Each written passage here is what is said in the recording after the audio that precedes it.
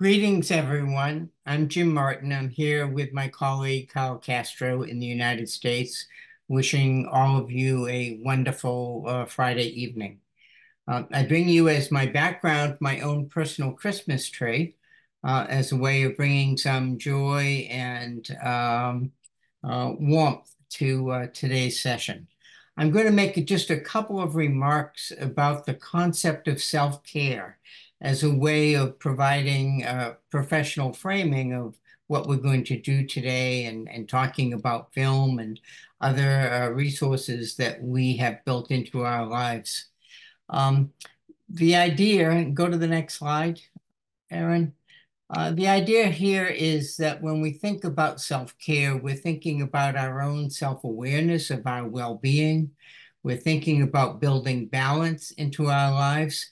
And most importantly, in my mind, we're trying to develop connections with others, sources of love and support. And this happens in our personal life, in our professional life, and hopefully in the organizations that we work for. Next slide.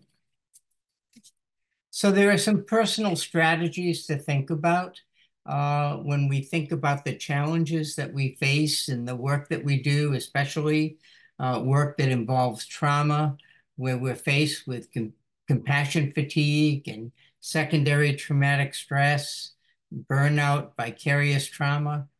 It's important in these situations that we make our own personal life a priority, that we make time and opportunity in our life for leisure activities, that we practice what I call self-nurturance, and that we attend to our own health and our own well-being.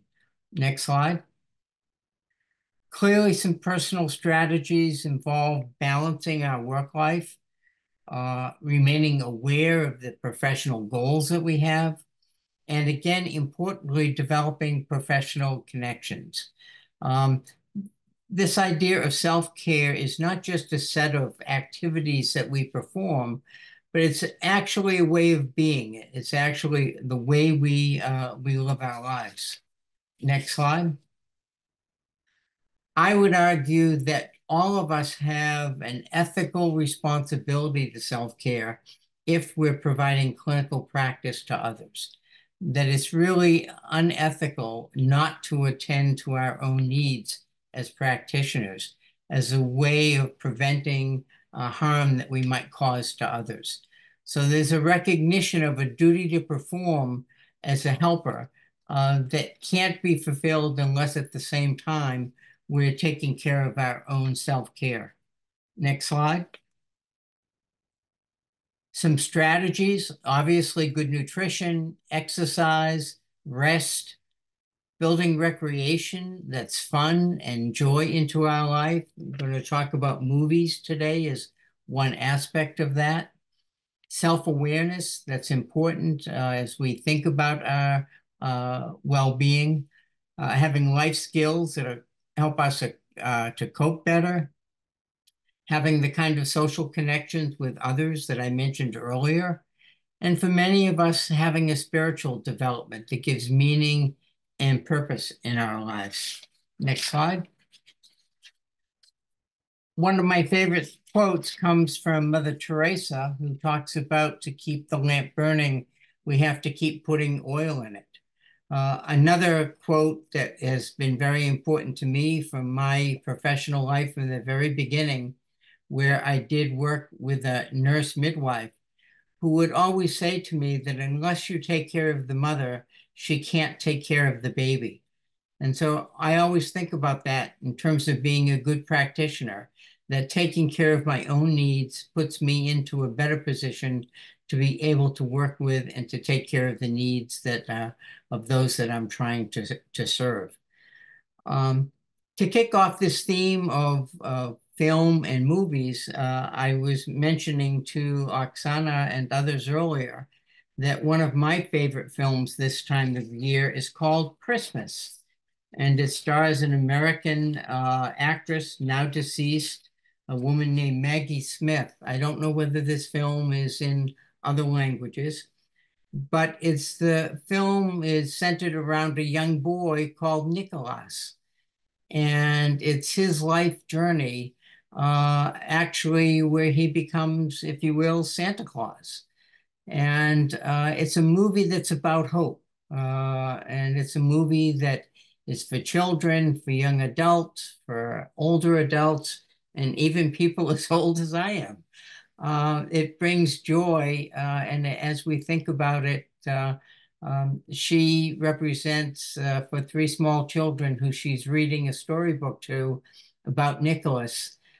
She is throughout this film a sense that there is hope, that even in the midst of struggle and tragedy, that one can find hope, and it's hanging on to that hope that becomes so important in sustaining all of us.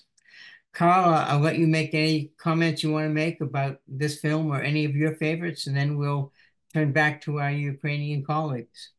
Well, obviously there are a lot of films that one can watch, and of course, one of my favorites is A Christmas Carol in all of its versions. So I think I've watched every version of A Christmas Carol by Charles Dickens, maybe 100 times. So, and that's a film of hope. It's a film of redemption. It's a film of the Christmas spirit. And one of the things that's really difficult at times, especially like when you're at war, like the Ukraine, military is and the civilians, it's hard to celebrate things because you've got this war going on. And the US hasn't really experienced something like this for a really long time. And maybe even we've forgotten what it's like. And this again is just another example of where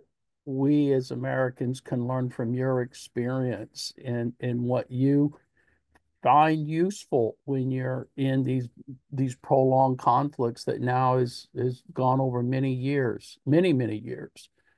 So I'm just going to stop there because I really want to hear from you all what you do to take care of yourself, to try to celebrate when there's so much tragedy happening every day and all around you.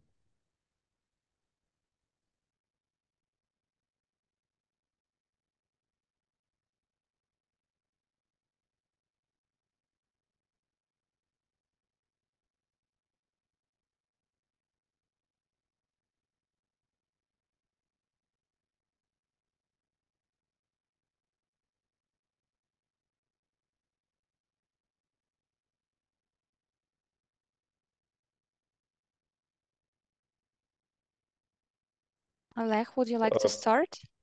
Ні-ні, я сьогодні не спікер. Олен, можеш No, I'm починати. not the speaker today. I give the floor to Olena.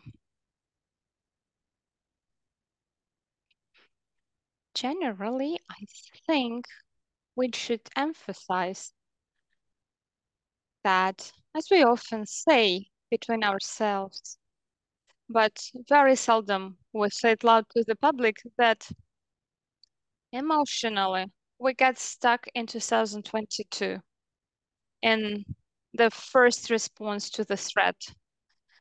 What is peculiar about this first reaction to this threat? Constant mobilization. We have to do something which is most effective. Everyone at their place. We have to be responsible for what we have undertaken to do, take care of ourselves, first of all, but at the level of basic needs, really. And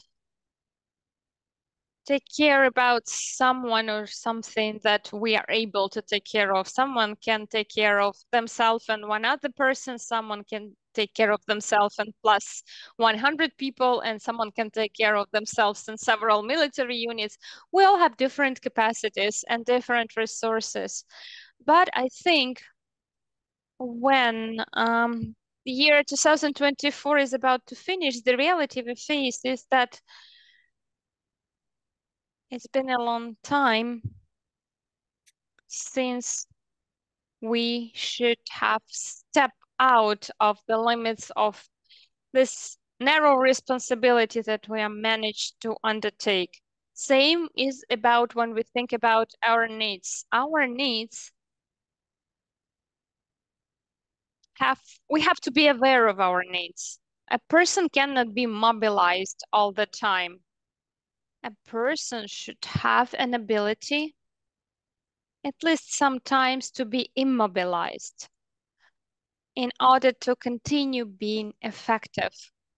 But we have a very important task, not only thinking about our survival as a nation, but also about the quality of this life and the perspectives of this life and its quality. What I am driving at, so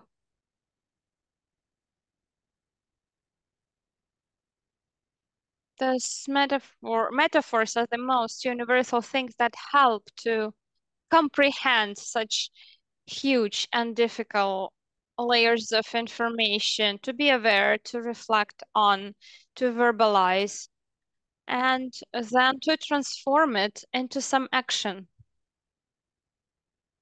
When I'm asking my friends, my colleagues today, and clients whether they read books and whether they watch films, very often I can hear that people don't have time.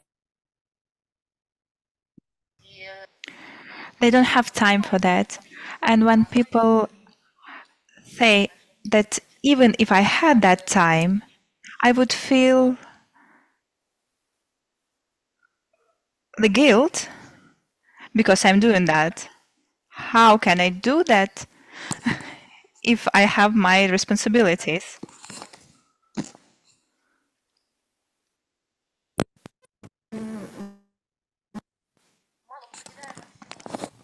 And I think we don't take enough notice of that. And this is very important. But in the world where have such a traumatically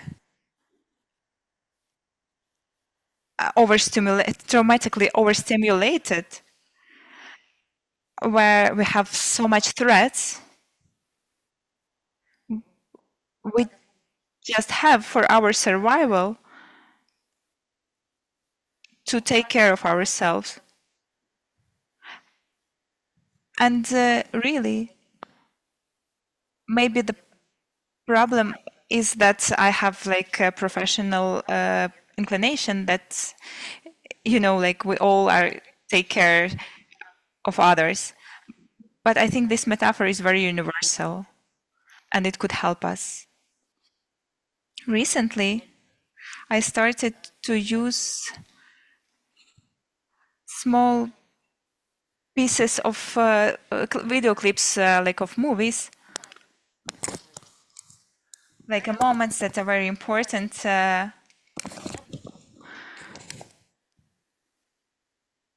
And it works for people who are exhausted.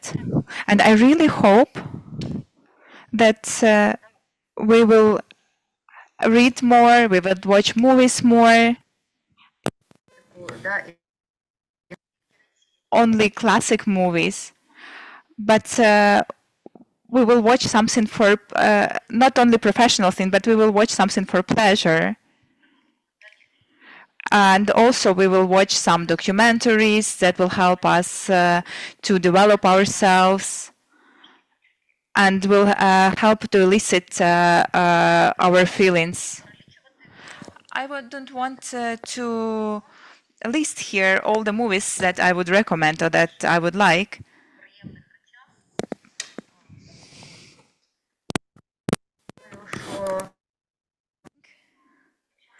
That if time to time we would gather just to discuss our vision of our situation, our general state of mind, and we will use some metaphors to express it, I think we would have much more security and understanding of the direction we have to move forward. And of course, it will show us where should we pay our attention. I would like also to hear your opinion, my dear colleagues, and your reflections on this statement. I don't want. I think today we'll have like a discussion. I don't want to take a part of like a speaker, but I would like just to have this conversation in like a conversation.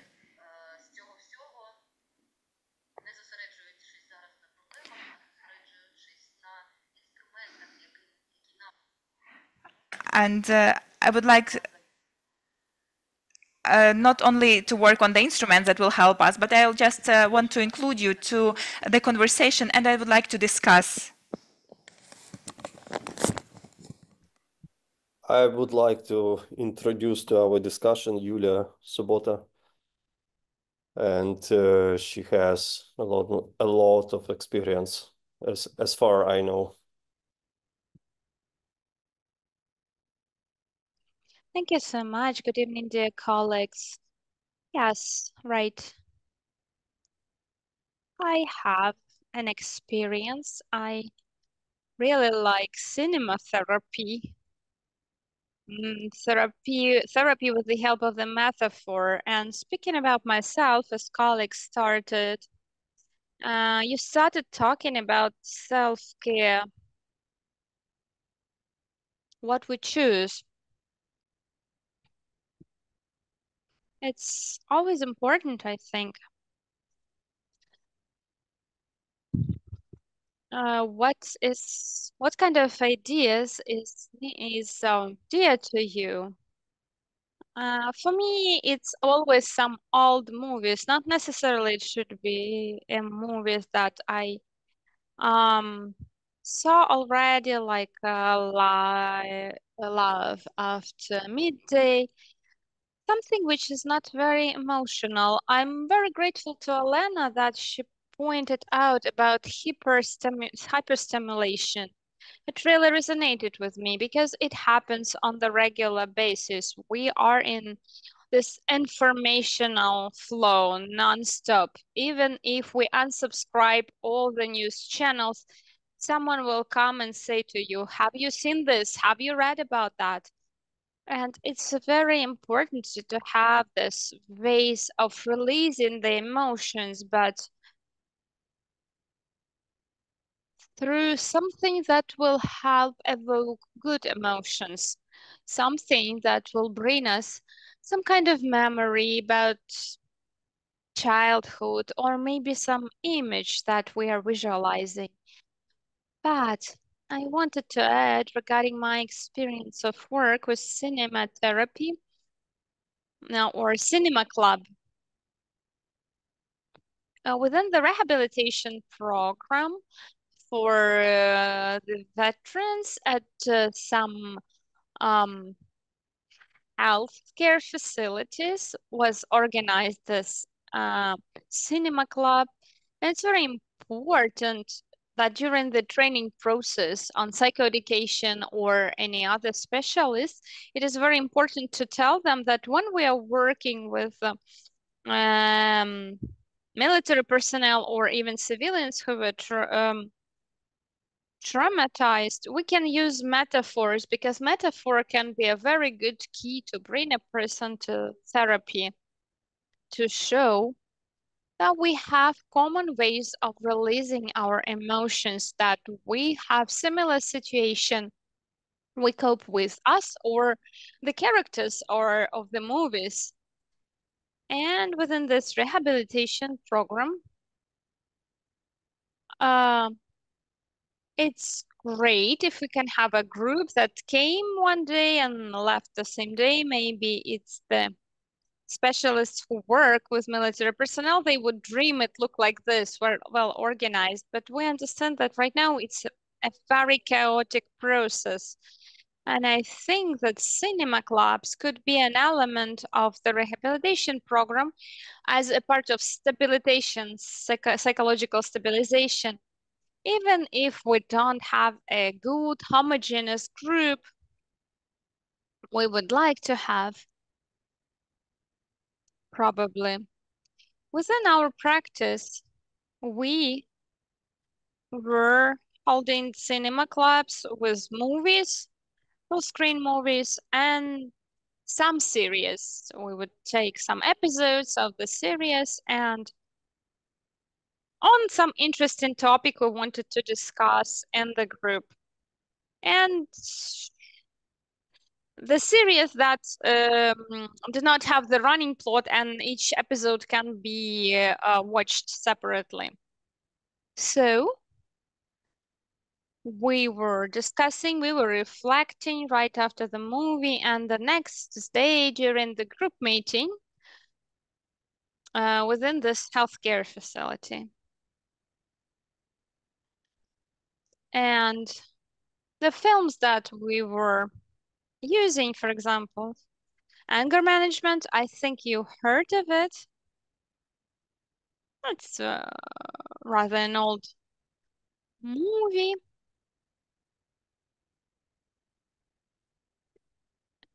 So this anger management movie is rather positive. It's nice. And it's about releasing the emotion. It's about anger, about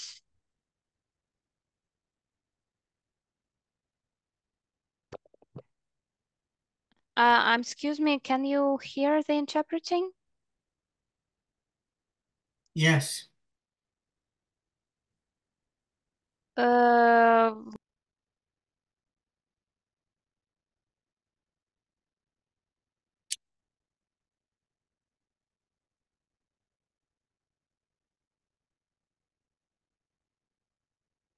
Yeah, I can hear everything fine.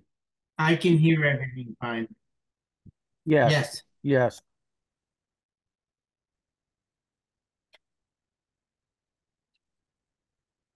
yes.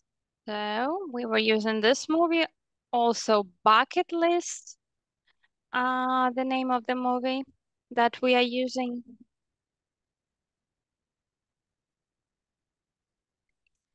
Also Up, it's a cartoon, Up.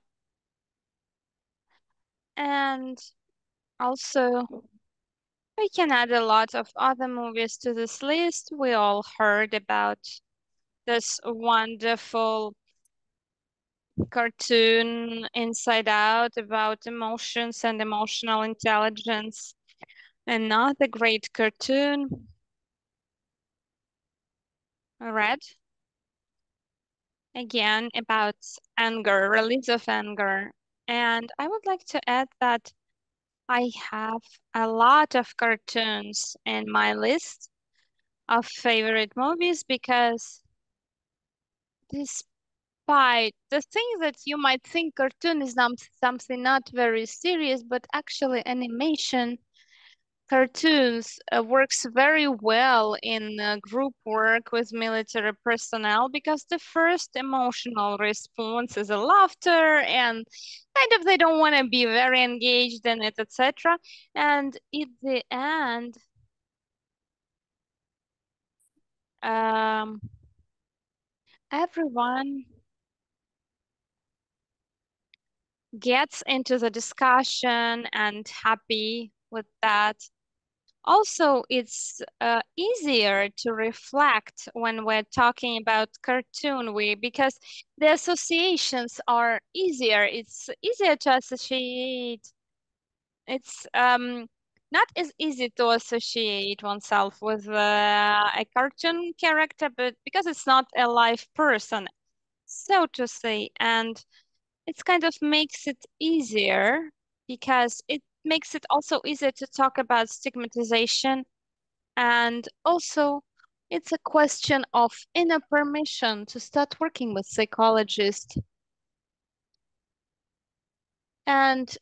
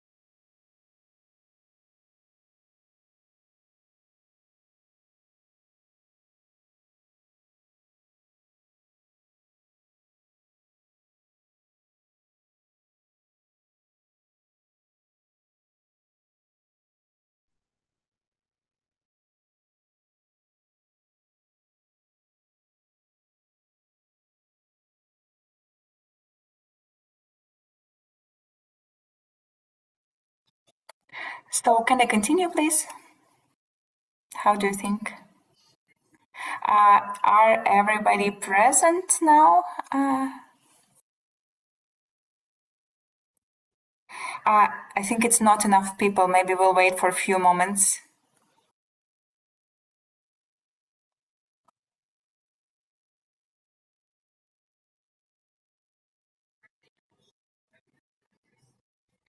Anyways, I can shortly I could make some points. What benefits are from a cinema club in the framework of rehabilitation? Psychological rehabilitation depends on the format that is used. But anyway, we get some feedback, and we can see that the results. First of all, the most obvious is that the movie, the screen, can be as a mirror for a person and allowing to compare themselves or compare some people from their surrounding with the characters. And of course, to elicit some thoughts about the experiences of the situation, of some situation that could have happened in their own life or their friends. And also following the character's path and be possible to share their reflections.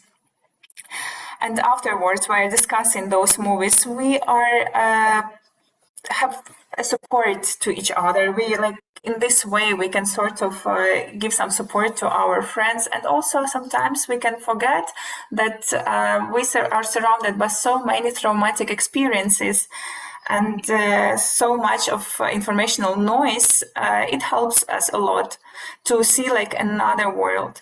Also, movies give us the possibility of cognitive reframing. We can see the finite situation, the situation that is already finished, and we can agree with it or cannot agree, but this is the space for the conversation or for the exploration of this topic, and to work on it in groups or individual therapy. I have some experiences from the individual therapy that if we have this scene, the movie with the situation that is very close to the person's life, not always people want to share this experience with the group, but later they will share this experience during the individual therapy.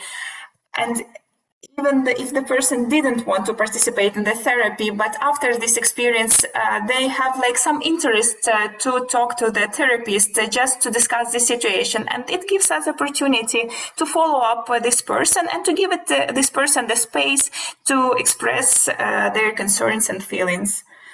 Of course, it is also about the social connections, because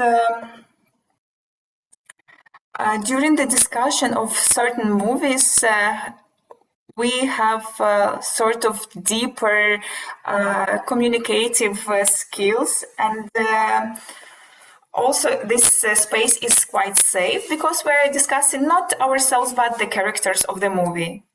And if we are talking about where we can use this movie therapy, so it is used for the trauma, for the PTCR. There are some studies, not a lot, but they are quite regular.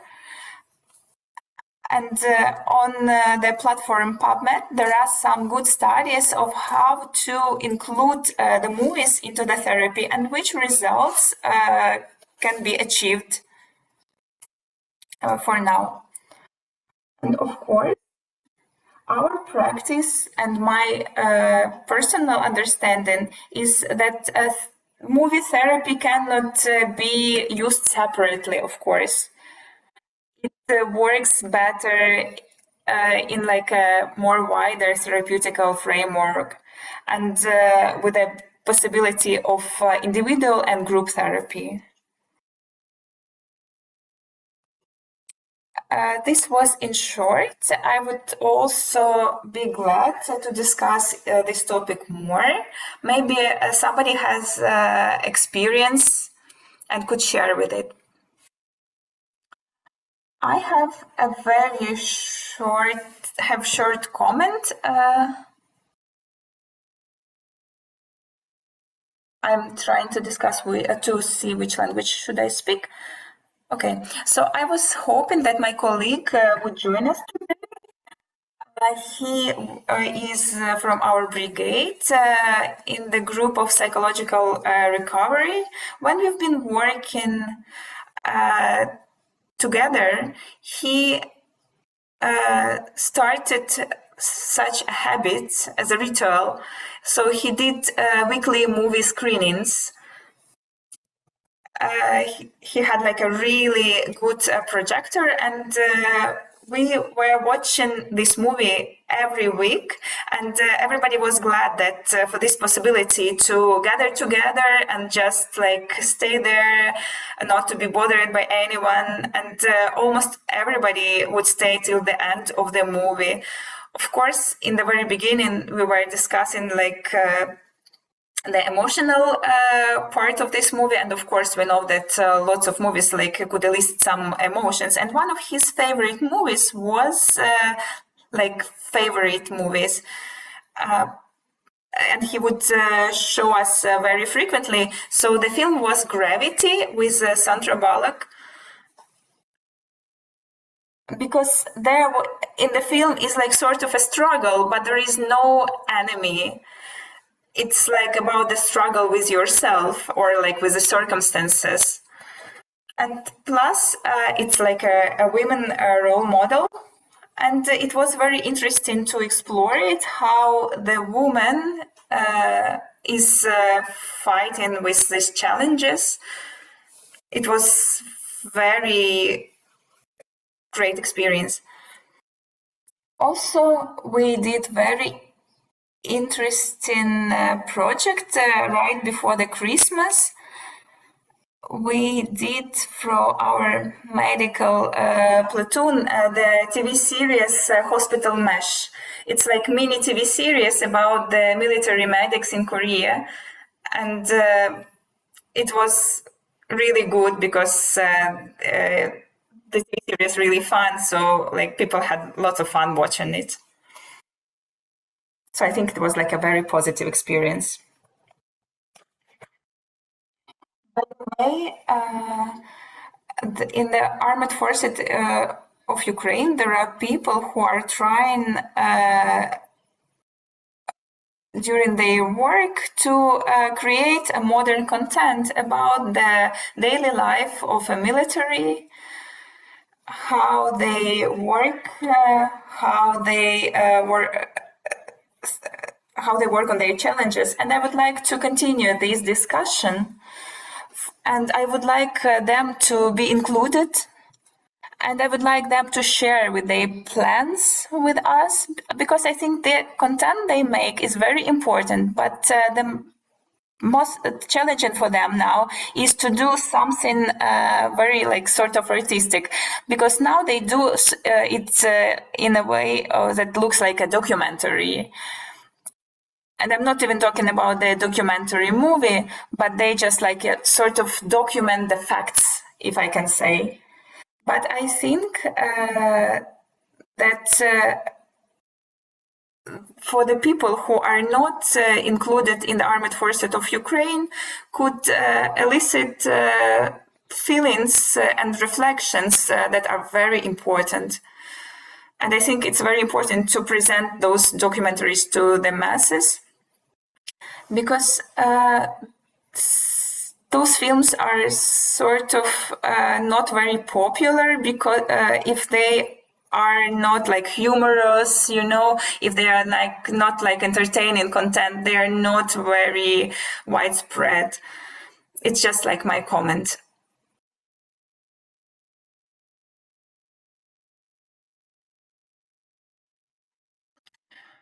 I think it would be really cool, because somebody should support such initiative. and it would be like really important. What I would like to add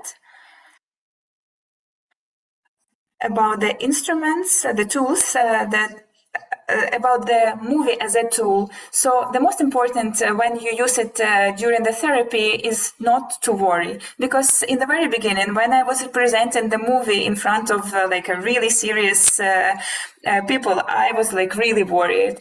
But then we have to think about the message of this movie, and if we have enough space for discussion after it, we know if we have like a group.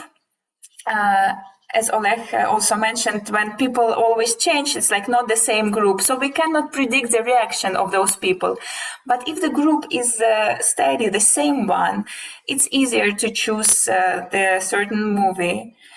And we can also give more complex subjects. It could be about the grief, and also it could be like animation movie Coco that show us in a really great way how to grieve, about the different ways to grieve, you know. And then it also arises like a really difficult topic because we have a lot of grief now. There are other movies. For instance, I really love the movie Lion about the self-search. And I think it's more for people who are in the transition to the civil life. So they could like it a lot. And I know that our colleagues who work with different people, so this film can be useful for them. Another very complex film that's on the that sometimes is perceived as very simple. The film is The Way Home, about the dog who is trying to find its way home. I know that there is a sequel, but I haven't seen it yet. So this film arises lots of questions. And also the question about the complexity of the relations in the family, family dynamics, attachments, the forms of attachment, and the communication between us, people, and our pets. Like an entrance point. Also understanding that this is not a very deep movie, really difficult movie. So it sort of is our way through discussing it. But this film reaches those who needs it. This is from our experience. But also we have to say that really where the movies that call for some laughter, also helps a lot. And films like comedies are very popular during this therapy, and it gives lots of topics to reflect, for reflection. And also it helps for the hospital framework and for the rehabilitation work. Thank you.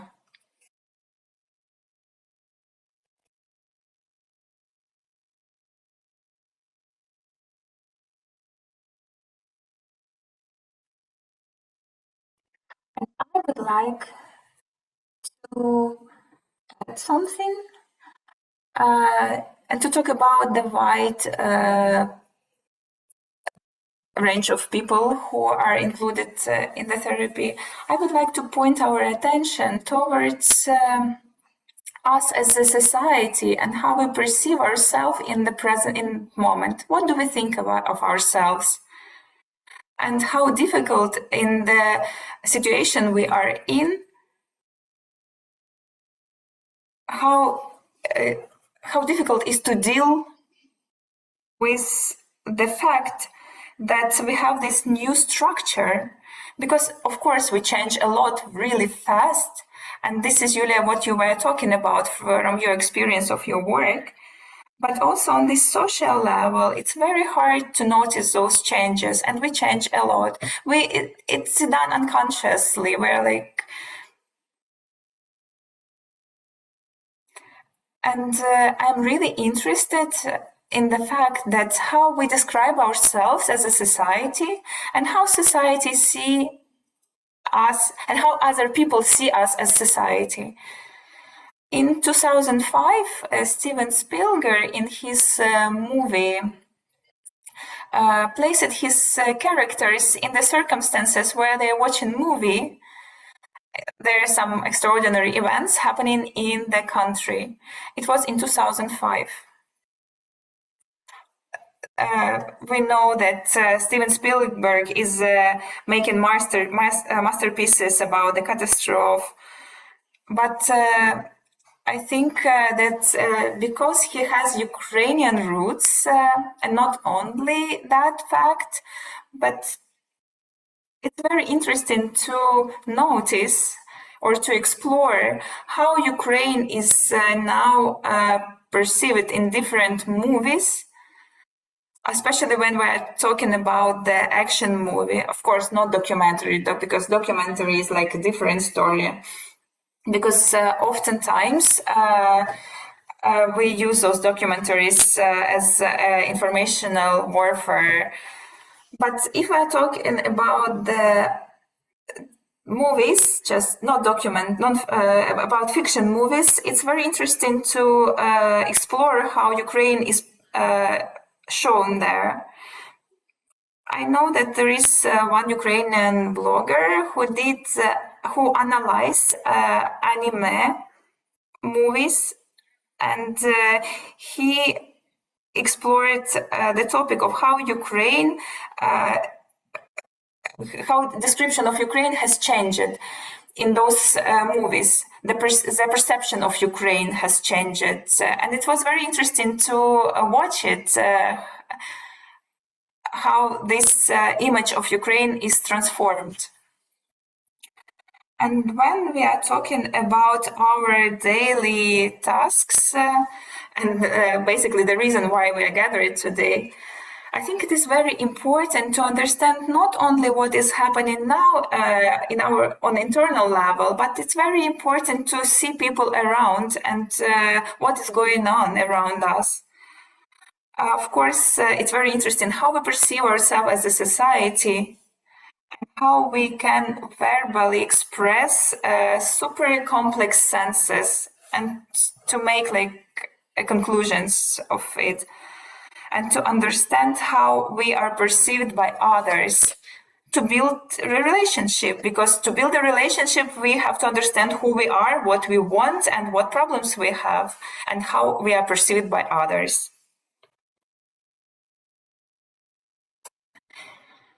Yes, this is a very interesting comment. And of course, it is always about the possibilities, because when we see how we are perceived by others, and if it's not corresponds of our internal experience, and sometimes it happens, because I have this experience when we are given some interview to the international media, and then we see the result, and we are so surprised because this is not what we were going to say or to express. And we will stop them and said let's change something, because it's not what we were going to express. And now we are in this process that we can change the perception of us by others. We can do some projects. We can communicate with the people who create the visual content, because we have so many talented people here in Ukraine. And luckily, there are a lot of ambassadors of Ukraine abroad that are ready to spread the world about what is happening here in Ukraine and how does it look from inside.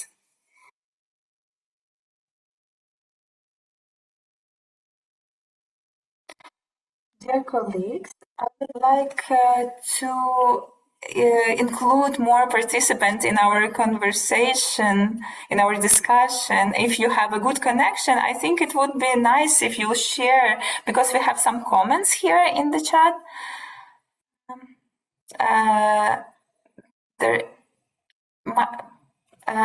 Miss Natalia is saying about the film. I haven't watched it. It's Craden Hunter, and she said it's very strange movie. with some propaganda probably.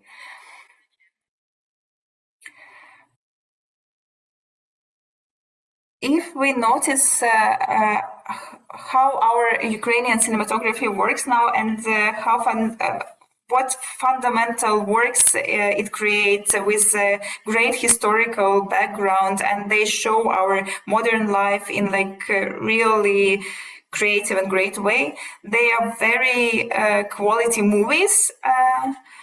The actors that are participate are very professional, the screenwriter is professional, and also the content is very important.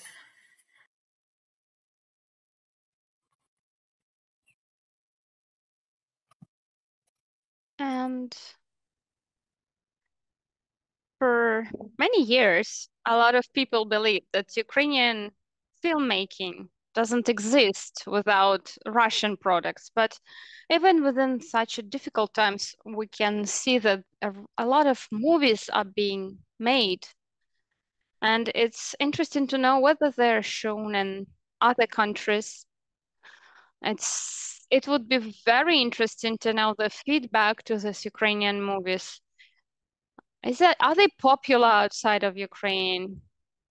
Because there is a big kind of gap between what we feel about ourselves, how we perceive ourselves, and how other people, other nations perceive us. When we're talking about interview or some presentation of our compatriots being represented by the journalists or colleagues abroad, in my experience, like in 90% of cases, it doesn't coincide what we see and what we feel about us and how we are being seen. I think it happens because the knowledge about us comes only from the news, but we're mostly not known due to our cultural project, which is actually a reflection of our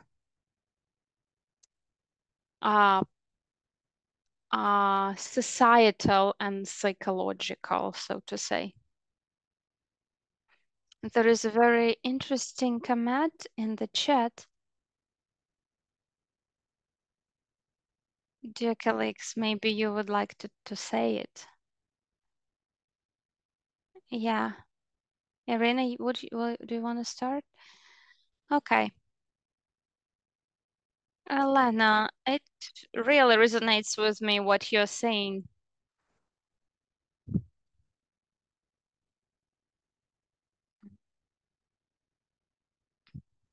I will say how I feel.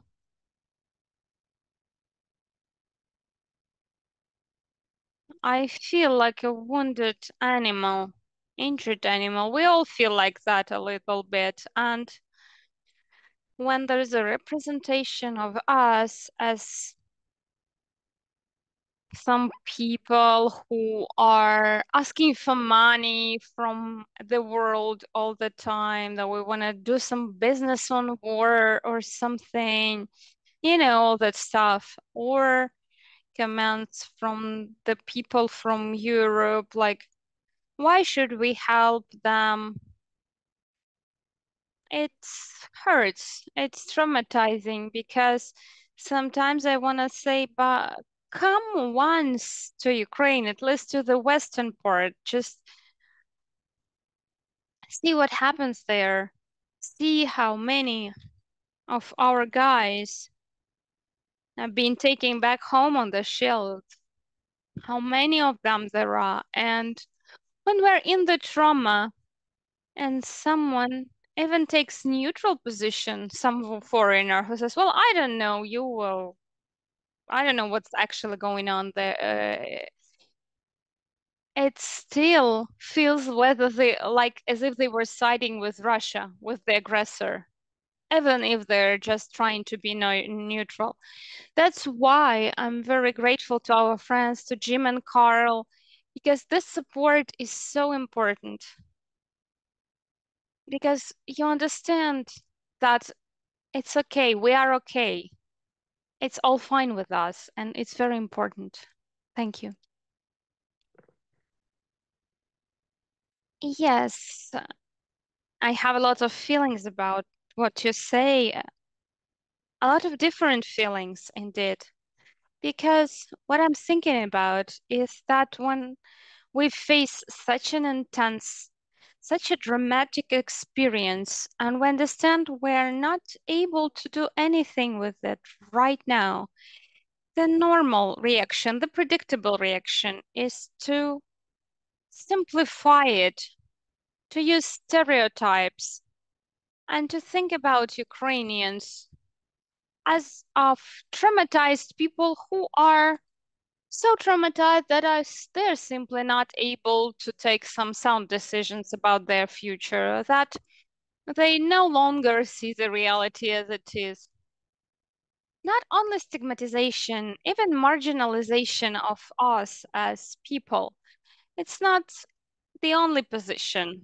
There are a lot of them. There is a variety of different positions and perceptions. And here is my thought. If we are not able as a society to talk very difficult things, and we're not able to communicate properly, agree properly how we are building our system inside, coming back to the status of the veterans or military active service members, when they are somewhere in the rear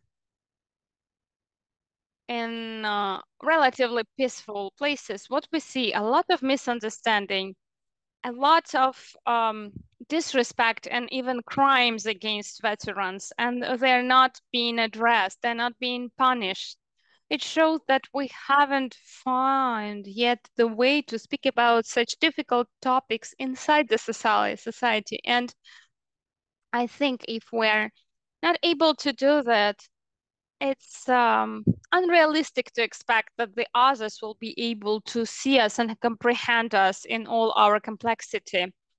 The only thing we can account for is just a constant support of the people who are very aware, very intelligent, very conscious, very integral people. And we understand that there are not so many of them in the world. And we find ourselves again in the circumstances when there is no one ahead who could lead us, who could take care of us instead of us. And until we have each other and we can breathe, we can even get together in Zoom and talk about things that seems to be so far from the real problems. But until we are able to do that, we have the possibilities to establish this communication, at least inside. Because when we're talking about the work with metaphor, maybe I'm mistaken here, maybe I'm focusing on the wrong thing, but my attention is drawn, first of all, by the idea that the society should have a vision of the people who are there to make the society to survive.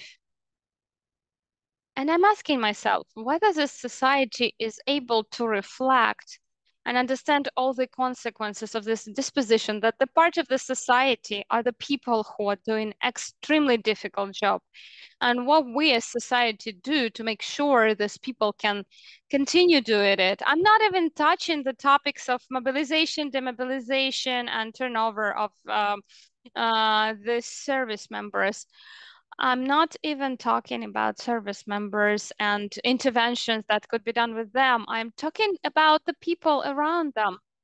It's always easy to focus on those who are less resourceful and to build some care system around them, some activities around them. It's like having a child in the family. If a child displays some neurotic systems, it's easier to focus around the systems rather than do something with adult people who may cause the systems same. And I'm very worried, I'm very concerned about this side of the question lately.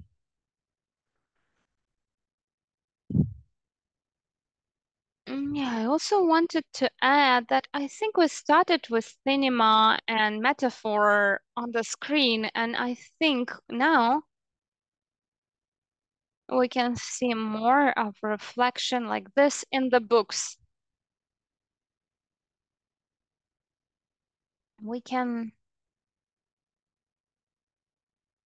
see a lot of Ukrainian books, and they're so different, and I honestly have no time to read everything, and a lot of those books are non-fiction documentaries, and I really would like people who are able to do it to start analyzing them, reviewing them, not sometime in the future now, and I would like them to speak more about that, because even I, when I subscribe to some pages, some news channels, I feel I don't have enough information about that. What is being read? What is being analyzed right now by the people who understand the literature and who are able to describe it, to provide analysis and critics?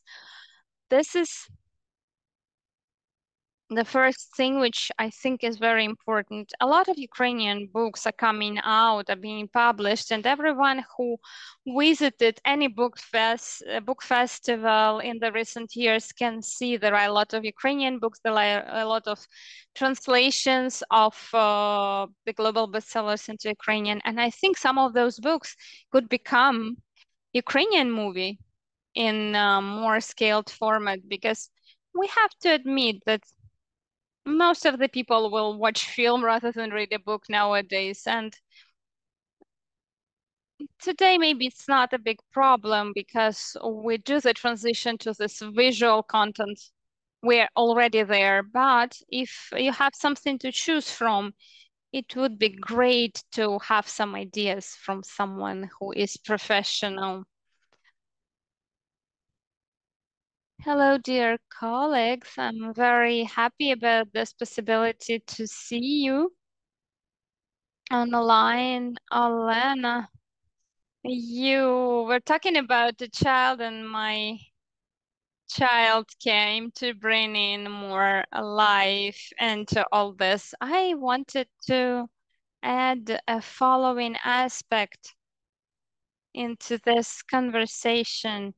When I'm thinking about the significance and role of the movies, I'm thinking not only fictional movies, but about some documentaries or even news coverage. When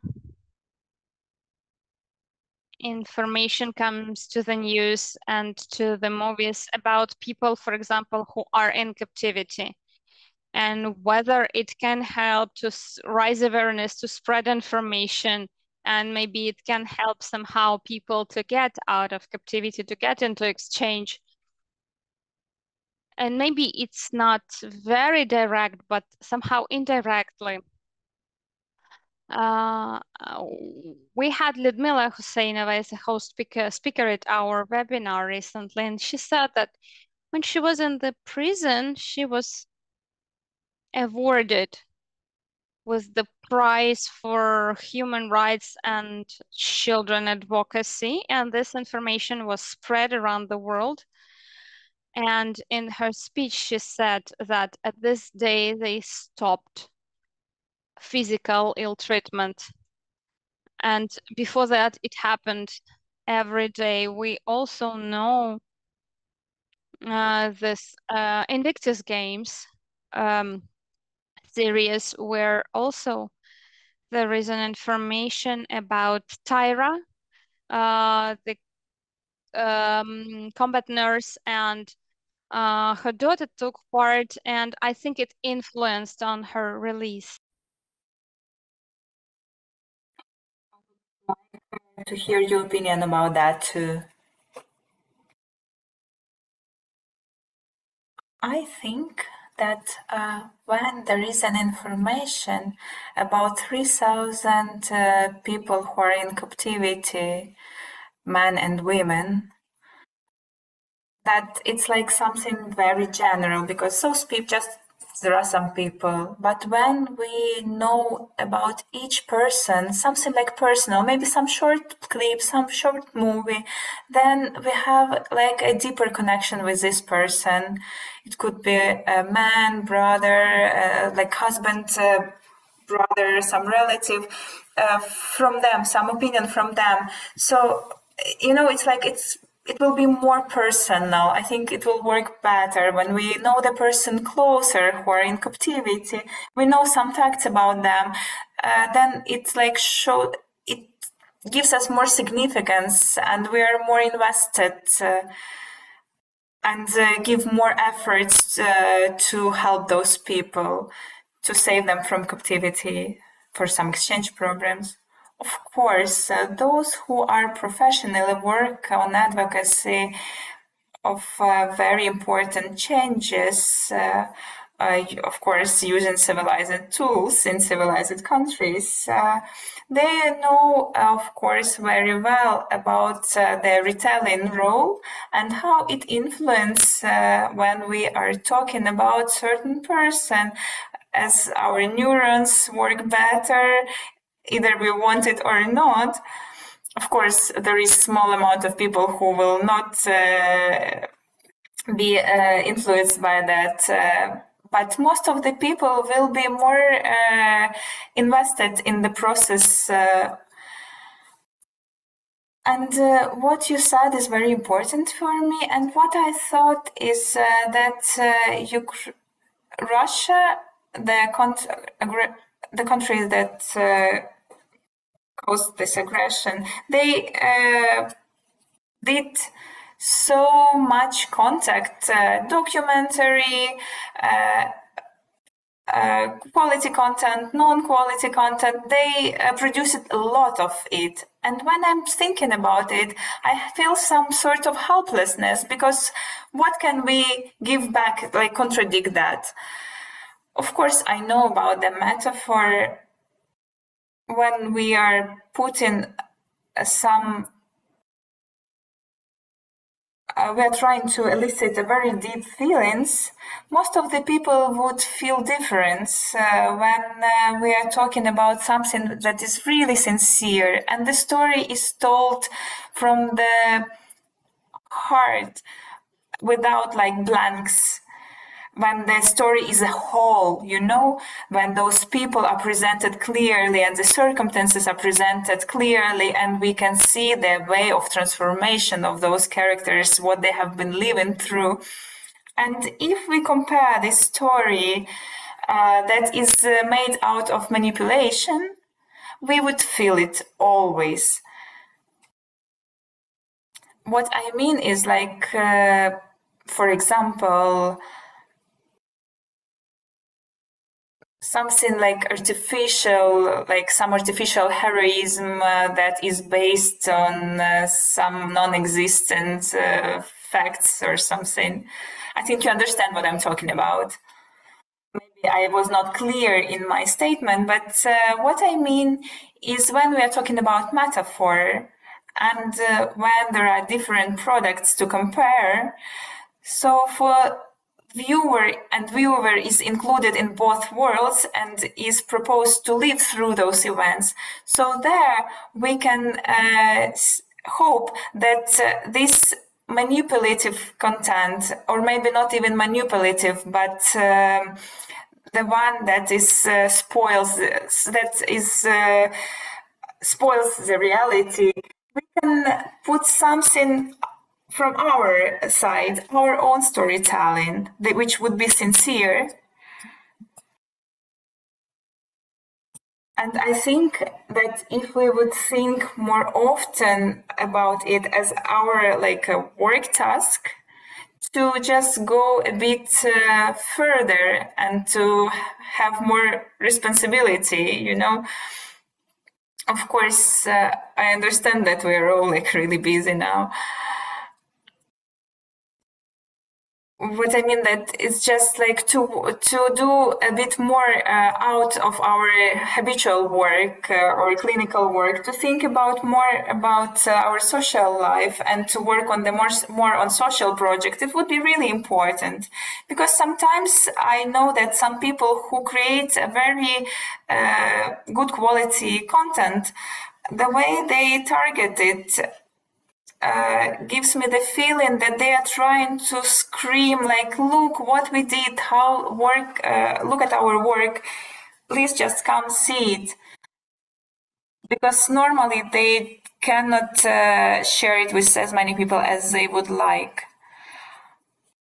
I remember the promotion of our movie and the authors who created this movie were putting lots of efforts to make it popular, and I think it's very important, especially understanding our past and our present.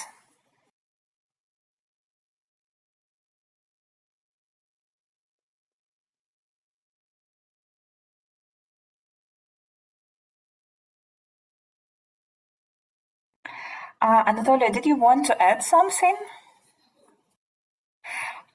Yeah, I'm waiting for somebody to give me the floor. Our moderator is unfortunately not online because he had some problems with the internet, but the floor is yours. Thank you. I would like to share my reflection of what Olena said in regards to mobilization, and what I think is that our now state of mobilization is when there is like too much pressure for some parts of identity. That's why we have to narrow the actual spheres of identity, have to work as a protection mechanism that will help us would save us from overpressure of mobilization. So here I would be really careful about this.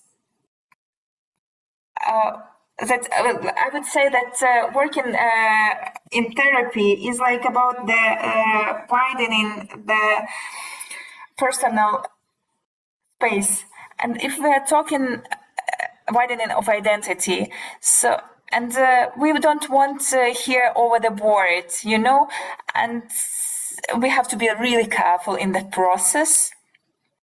Because if we are talking about the burnout, here it's like being like stuck at this moment or being overloaded at some point of your identity. So here the change of identity could be a saving.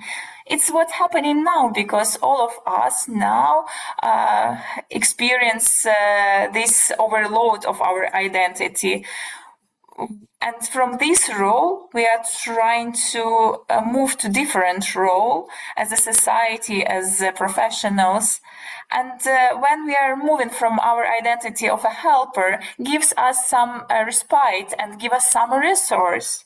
So if we are talking about the movie therapy, I see the effect in this rest in different identities, sort of. We're like sort of on some certain small time, we change this our identity. And it helps with the burnout, I think. And also movie therapy has a very good, and other forms of therapy like art therapy, music therapy, they can be used, they use art as a tool, and tool is the part of our culture which with the science through different images help us express our general common senses. So on the base of this psychological influence is showing expression and expression our internal states through the senses.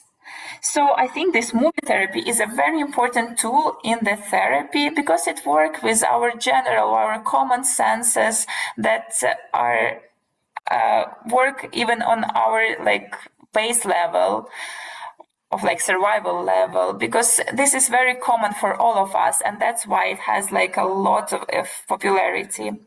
Also, there is an American psychotherapist and a writer. He said that reading some text and understanding it gives you a perception as if you have written it yourself.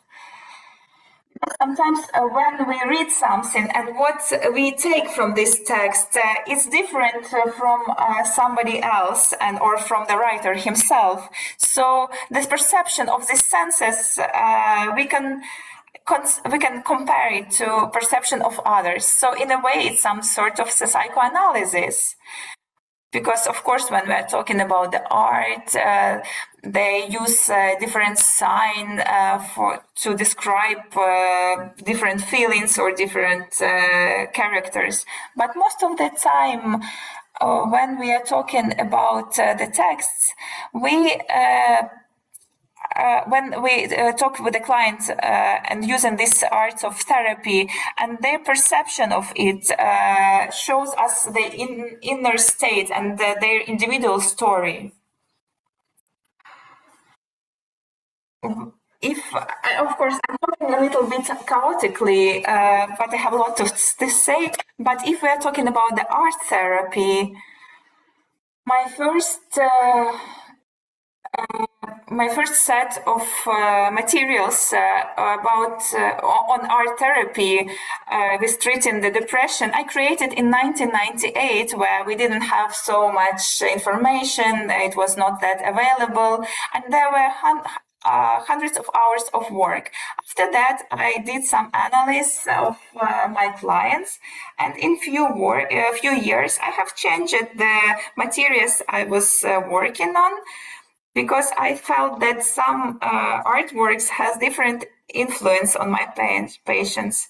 And what I got from it is that, for instance, music had some influence on my patient, not by its rhyme or expression, but by the state of the artist who created this music. Because sometimes author could carry his state or his perception into his music, and the perception changes of this music.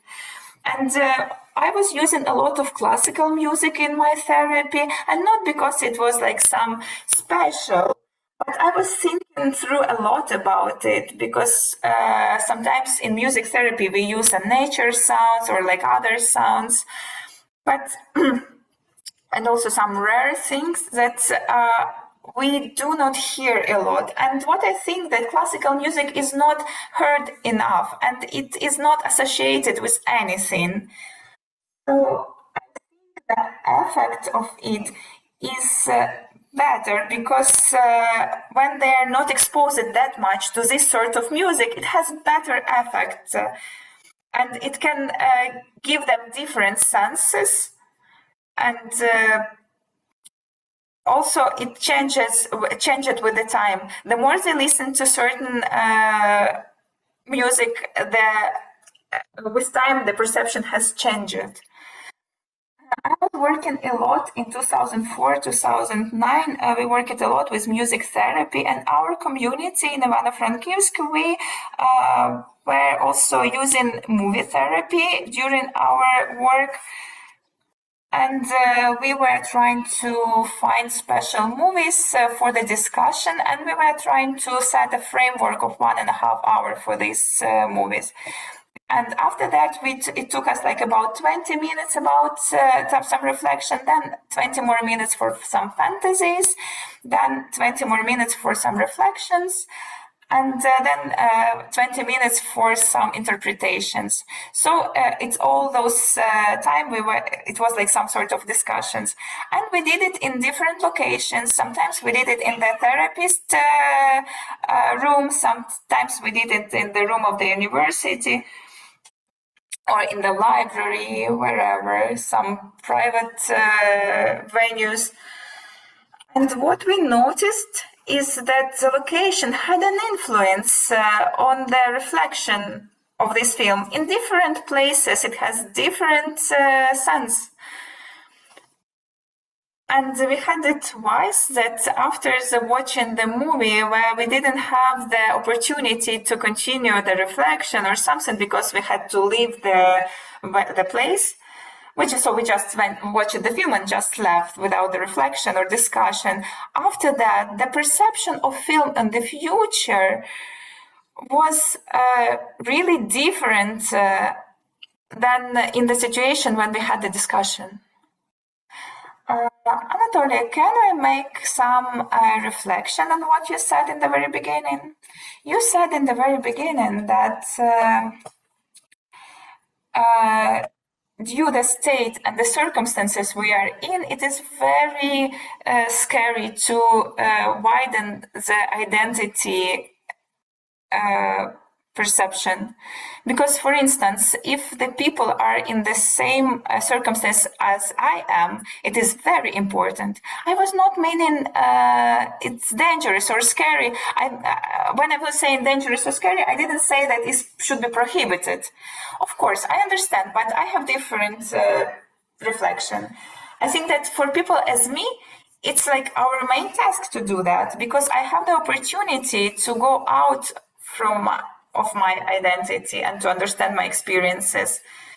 And I think if I have this resource, so I have to take this responsibility. And for the people who are, for instance, are during combat action now, almost always for them is just impossible.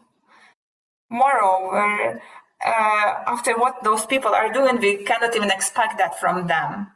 And it could be dangerous for those people. And that's what I wanted to mention. Because our society is more complex than the personalities.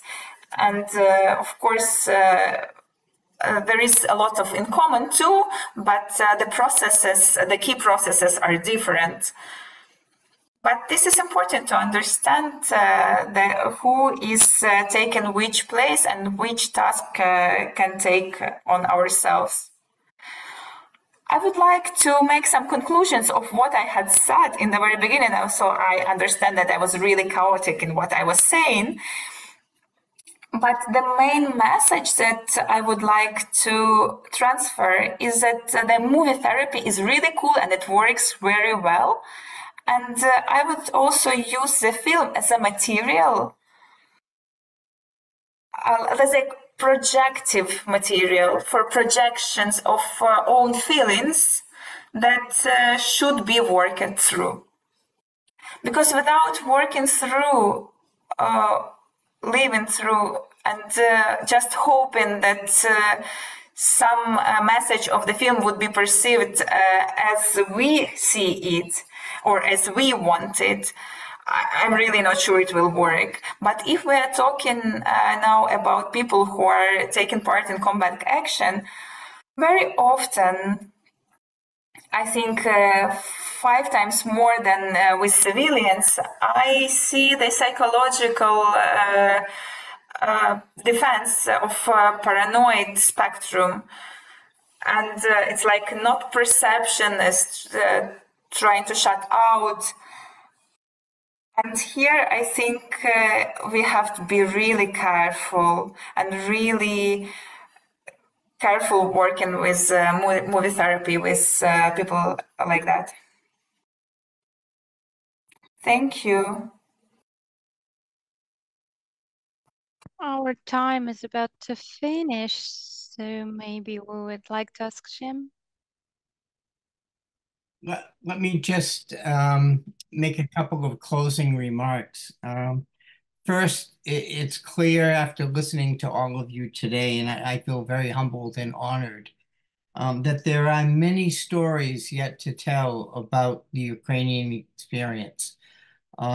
Stories to be told in film, stories to be told in literature, stories of bravery, stories of hope. I think stories of gratitude towards your veterans and their families.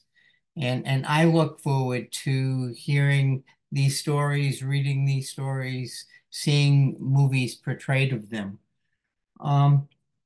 The comment I would make in closing today, and it's in the spirit of the Christmas tree that is in my background, that this is a holiday, a holy period, and I hope that all of you will have the opportunity to take a few moments and just be present with those you love and enjoy those moments as a way of self-care, as a way of further energizing yourself for the future that is going to lay ahead.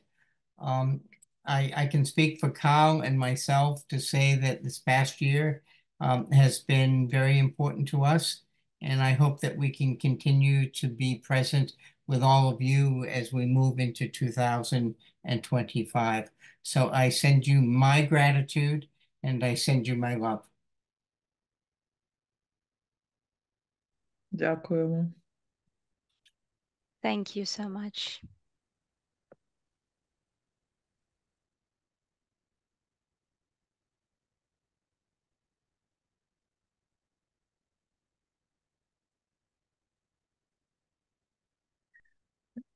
Yes.